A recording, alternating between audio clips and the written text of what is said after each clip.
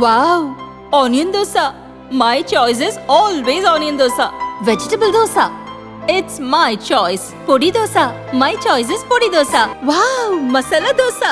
It's always my choice. Dosa வகைகளில் ஒவ்வொருவருக்கும் ஒவ்வொரு சாய்ஸ் இருக்கலாம், ஆனால் எல்லா வகை தோசைகளுக்கும் ஒரே சாய்ஸ் இதயம். சுரா கைட் 11ஆம் வகுப்பு பொதுத் தேர்வுக்கான புதிய பதிப்பு. அதிக மதிப்பெண் பெற சுரா கைட் அனைத்து புத்தக கடைகளிலும் கிடைக்கும். Also available on.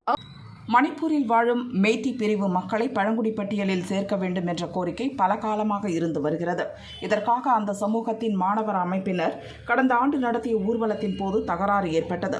இது மெய்தி குக்கி இன கலவரமாக மாறியது. இரு பிரிவு மக்களும் கொல்லப்பட்டனர். வீடுகள் தீக்கிரையாக்கின. பெண்களுக்கு எதிரான பாலியல் குற்றங்கள் அரங்கேறின. மாநிலத்தை ஆளும் பாரதிய ஜனதா அரசு கலவரத்தை அடக்க போதிய நடவடிக்கை எடுக்கவில்லை என எதிர்க்கட்சிகள் குற்றம் சாட்டின. முதல்வர் பைரோன் சிங் ராஜினாமா செய்ய வேண்டும் என்ற கோரிக்கையும் எழுந்தது.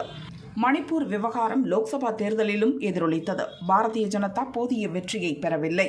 கடந்த சில நாட்களுக்கு முன் கச்சார் மாவட்டத்தில் ஜிரிபாம் என்ற இடத்தில் வன்முறை ஏற்பட்டதில் ஒருவர் பலியானார். இது குறித்து பேசிய RSS தலைவர் மோகன் பகவத் மணிப்பூர் பிரச்சினை இன்னும் தீரவில்லை என்று சுட்டிக்காட்டினார். ஓராண்டாக நடக்கும் கலவரங்களை தடுத்து நிறுத்தி ஒருமித்த கருத்துடன் அமைதியை ஏற்படுத்த வேண்டும் என்றும் பேசினார்.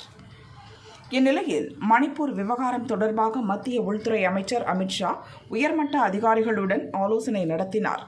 மணிப்பூர் கவர்னர் அனுசுயா உக்கி, DGP ராஜீவ் சிங், தலைமை செயலாளர் வினித் ஜோஷி உட்பட மத்திய மாநில உயர் அதிகாரிகள் பலர் கலந்து கொண்டு விவாதித்தனர். ஆனால் மணிப்பூர் முதல்வர் பைரோன் சிங் இதில் பங்கேற்கவில்லை. அவர் கூட்டத்தை புறக்கணித்தாரா அல்லது வேறு காரணங்களால் பங்கேற்கவில்லையா என்பது குறித்த விவரங்கள் வெளியாகவில்லை. இந்த கூட்டத்தில் மணிப்பூரின் பாதுகாப்பு நிலை குறித்து அமித்ஷா முழுமையாக ஆய்வு செய்தார். இனி அசம்பாவிதங்கள் நடக்காமல் இருக்க தேவையான நடவடிக்கைகளை உறுதி செய்ய வேண்டும். தேவைப்பட்டால் கூடுதலாக மத்திய படைகளை அனுப்ப வேண்டும். மாநிலத்தில் அமைதியை நிலைநாட்ட அந்த படைகளை சரியாக பயன்படுத்த வேண்டும். வன்முறையில் ஈடுபடுவோர் மீது சட்டப்படி கடுமையான நடவடிக்கை எடுக்க வேண்டும். இனக்கலவர பிரச்சினைக்கு தீர்வு காண ஒன்றுபட்ட அணுகுமுறையை கையாள வேண்டும்.